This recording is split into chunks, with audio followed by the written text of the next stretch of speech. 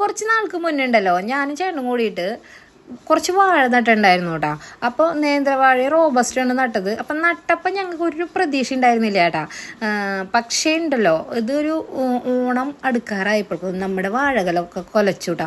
ഒട്ടും പ്രതീക്ഷിക്കാണ്ടാണ് കേട്ടോ നമുക്ക് ഇത്രയ്ക്ക് വാഴ ഇങ്ങനെ കൊലച്ച് നിൽക്കുന്നത്. ഞങ്ങളങ്ങനെ ചെയ്തിട്ടില്ലേ ഞങ്ങൾ രണ്ടുപേരും. ഒരു 2 വട്ടം ഞങ്ങൾ വളമായിട്ട് കൊടുത്തിട്ടുണ്ടായിരുന്നുള്ളൂ കേട്ടോ.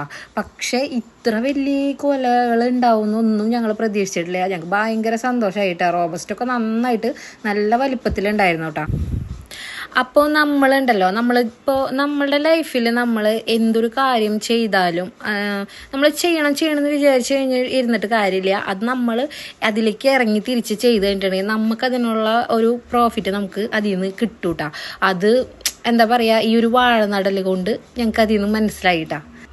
അപ്പോൾ 2 ദിവസമായിട്ടാണ് കേട്ടോ ഞങ്ങൾ വാഴയുടെ കൊല വെട്ടാൻ നിന്നത്. ഫസ്റ്റ് ഡേ ഞങ്ങൾ നേന്ത്രൻ വാഴയാണ് വെട്ടിയത്. അത് ഓണത്തിന് ഞങ്ങൾ കായ വറക്കാൻ വേണ്ടി വെട്ടിയതാണ്. പിന്നെ അത് കഴിഞ്ഞ് കുറച്ച് ദിവസം കൂടി കഴിഞ്ഞിട്ട് റോബസ്റ്റ് പഴുത്ത് തുടങ്ങിയിട്ടാ. അപ്പോൾ റോബസ്റ്റ് നമ്മൾക്ക് ഇത്ര അധികം നമ്മൾ വീട്ടിൽ ഉപയോഗിക്കില്ലല്ലോ, അതുകൊണ്ട് തന്നെ ഞങ്ങൾ കടയിൽ കൊടുക്കണുണ്ടായത്.